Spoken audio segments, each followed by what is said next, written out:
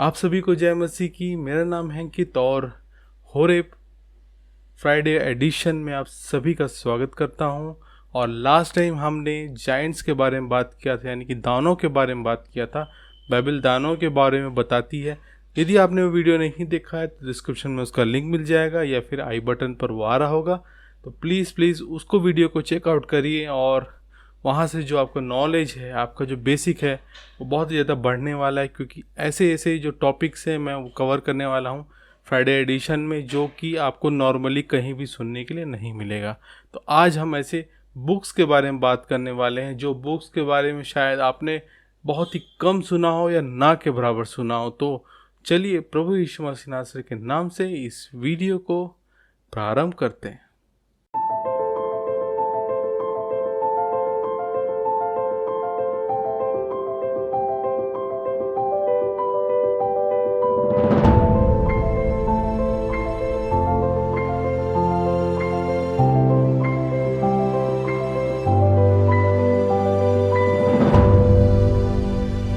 सबसे पहले जो बुक्स हैं वो होते हैं 3। आज मैं आपको 3 बुक्स के बारे में बताने वाला हूँ, जिसमें पहला नंबर का बुक आता है वो है बुक्स ऑफ डीड्स, यानी कि कामों की किताब, या उसे कर्मों की किताब भी आप बोल सकते हैं। बुक ऑफ डीड्स का मतलब होता है काम या हमारे कामों का वर्णन जिसमें लिखा जाता है, उसे बुक ऑफ डीड्स कहते हैं। और दूसरे नंबर पर आता है बुक्स ऑफ रिमेम्बरेंस, यानी कि स्मरण की किताब, जो स्मरण की बातें हैं, जो परमेश्वर हमारे विषय में जो स्मरण रखना चाहता है, उन बातों को वो स्मरण की किताब में लिखता है।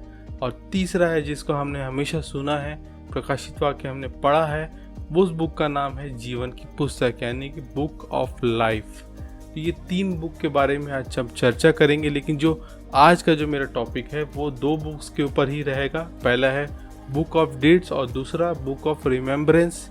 और जो बुक ऑफ लाइफ है उसको हम नेक्स्ट वीडियो में कवर करेंगे, क्योंकि जो बुक ऑफ लाइफ है उसका जो टॉपिक है, उसका सब्जेक्ट जो है बड़ा है, तो उसको क्लियर करना, उसको अच्छे समझाने के लिए मुझे पूरा एक वीडियो लग जाएगा। तो आज के जो टॉपिक है वो 2 किताब पर हम फोकस करेंगे। पहला है बुक ऑफ डीड्स और दूसरा है बुक ऑफ रिमेम्बरेंस।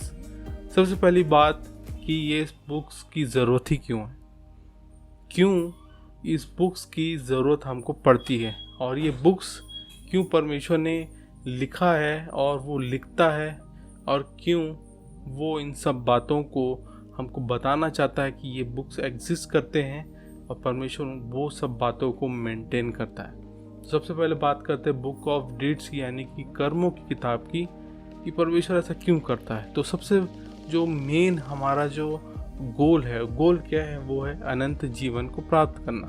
और उस गोल को अचीव करने के लिए हमको बुक ऑफ डीड्स की बहुत ही ज़्यादा ज़रूरत पड़ती है, क्योंकि बुक ऑफ डीड्स के बिना हम किसी भी प्रकार से कर्म या हमारे जो काम है उसको ठीक तरीके से प्रकट नहीं कर सकते। क्योंकि आपके पास यदि कोई काम ही नहीं किया आपने, तो फिर कैसे आप उसको प्रूफ करोगे कि आप उस जीवन के योग्य हो।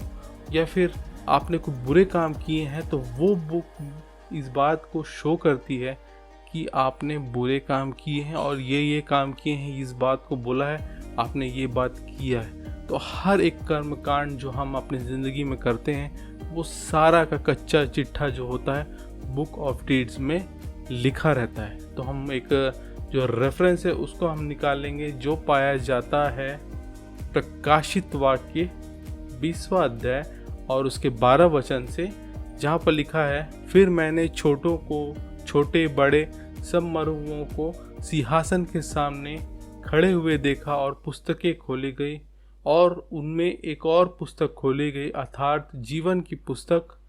और जैसे पुस्तकों में लिखा था उनके कामों के अनुसार मरे हुओं का न्याय किया जाएगा। यहाँ पर हमको 2 किताब के बारे में लिखता है, लेकिन यहाँ पर जब हम शुरू से पढ़ेंगे तो यहाँ पर लिखा है बहुत सारी पुस्तकें खोली गई और पुस्तकें खोली गई। उनमें से एक जो पुस्तक है, उस पुस्तक का नाम यहाँ पर मेंशन है, वो लिखा है जीवन की पुस्तक। और आगे हम पढ़ते हैं उनके कामों के अनुसार, और जैसे पुस्तकों में लिखा था उनके कामों के अनुसार। तो वो और जो पुस्तक है जीवन की पुस्तक को छोड़ करके और भी पुस्तक है, और जिनमें उनका कामों के अनुसार लिखा हुआ है, काम लिखे हुए हैं, उनके अनुसार क्या किया जाएगा, न्याय किया जाएगा। और इसी को ही हम कहते हैं बुक्स ऑफ डीड्स। यहाँ पर हमको साफ साफ देखने के लिए मिलता है कि बुक ऑफ डीड्स के द्वारा ही हमारा न्याय किया जाएगा, क्योंकि जो भी हमने कर्म किए हैं, चाहे अच्छे काम किए हों चाहे बुरे काम किए हों, लेकिन सब का प्रतिफल परमेश्वर देने वाला है।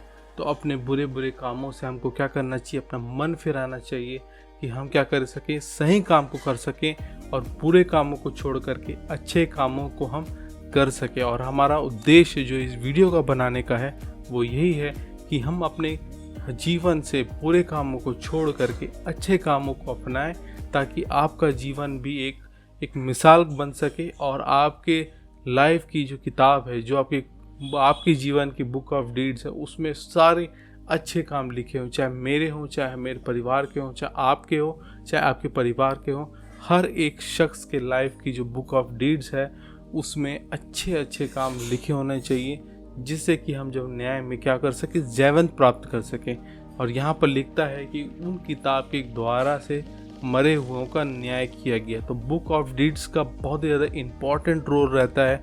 यदि आपने अच्छे काम नहीं किए हैं, बुरे काम किए हैं, तो वो आपके अगेंस्ट जाते हैं, आपके अगेंस्ट में बुरे गवाही को देते हैं, और आपका जो अनंत जीवन पाने का सपना है वो कहीं ना कहीं इससे दूर होता नजर आएगा, यदि आपने सिंहासन के सामने जयवंत को आपने प्राप्त नहीं किया।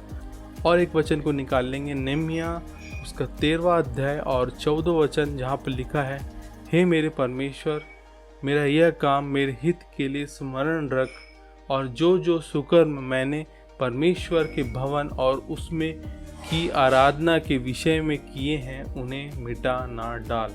नेहमिया यहाँ पर परमेश्वर से प्रार्थना कर रहा है कि जो काम मैंने तेरे हित में किए हैं उनको क्या कर, स्मरण रख।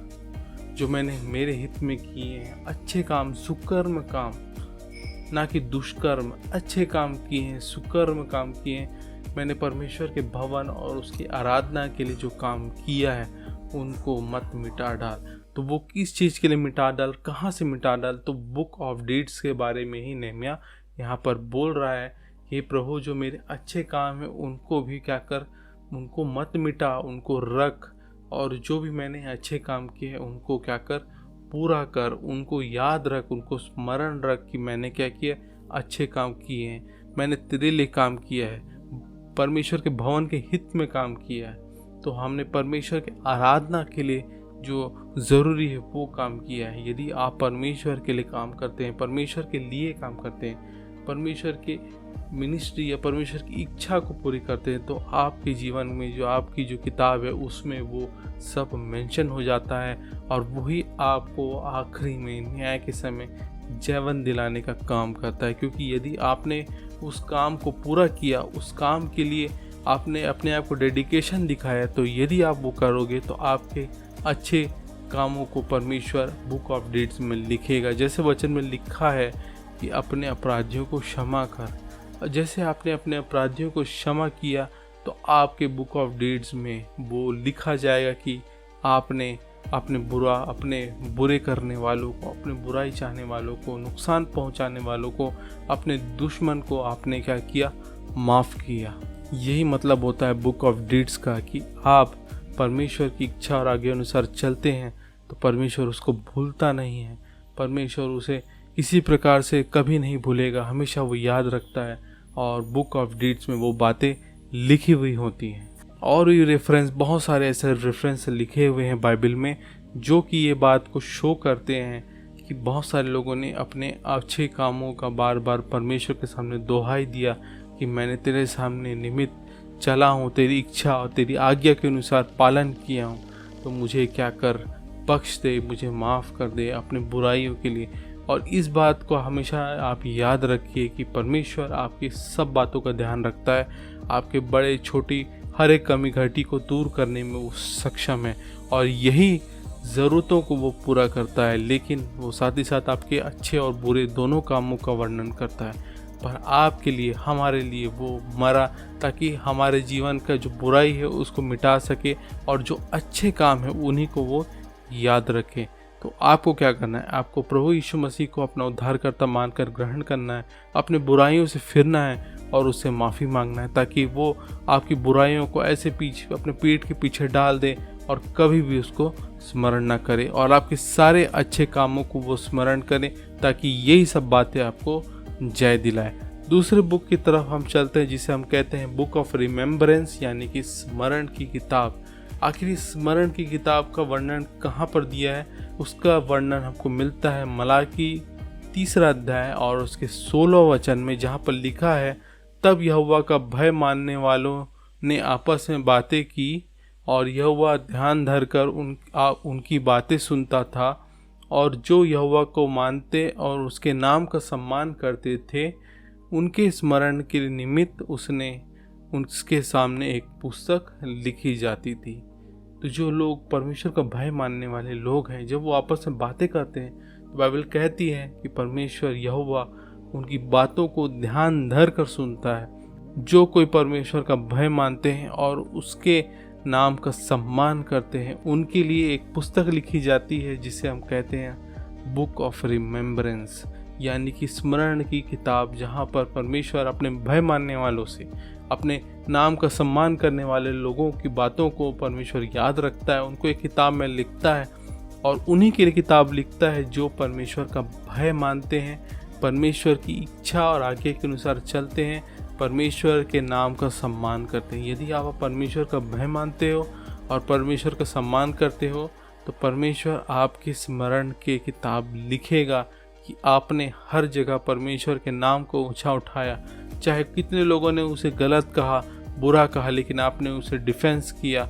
हर जगह आप जब परमेश्वर की बातें करते हो, कोई भी विचार को लोगों के सामने रखते हो, तो उन बातों को वो परमेश्वर आपस में हमसे सुनता है, ध्यान धर कर सुनता है। मलाकी 3:16 में यहाँ पर साफ लिखता है कि जब भय मानने वाले लोग आपस में बात करते हैं, किस विषय में बात करते हैं, चाहे कोई भी विषय हो, चाहे अपने घर के बारे में हो या किसी सफ़र के बारे में हो या किसी प्रकार कोई एक्सपीरियंस के बारे में, कुछ भी बात जब लोग परमेश्वर के भय मानने वाले लोग आपस में करते हैं, तो परमेश्वर उनकी बातों को सुनता है।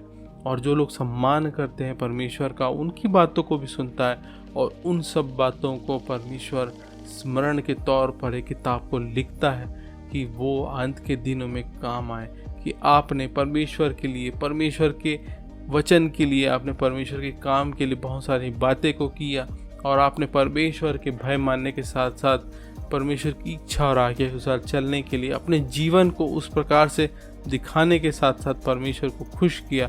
उन सब बातों को परमेश्वर याद रखता है। परमेश्वर किसी भी बातों को नहीं भूलता। चाहे आपने परमेश्वर के लिए छोटा सा भी सेक्रीफाइस किया, वो भी परमेश्वर याद रखता है। उन बातों को वो कभी नहीं भूलता।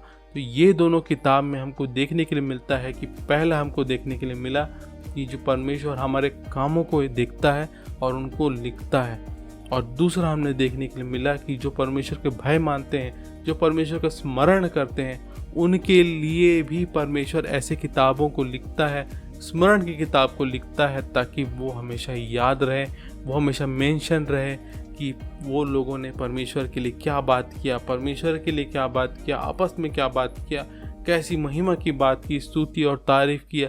हर वो बात को परमेश्वर के लिए हमने जो करते हैं, हम बोलते हैं, हमारा जो काम है, हर वो चीज़ को परमेश्वर क्या करता है, लिखता है, उनको स्मरण करता है, और वो नोट करके रखता है कि अंत के समय में, न्याय के समय में क्या करे, हमका न्याय करे और हम उसमें जयवंत हो सकें। और परमेश्वर की इच्छा यही है, हम सब परमेश्वर के वचन में बढ़ करके उस न्याय में जयवंत हो सके, अनंत जीवन को प्राप्त कर सकें।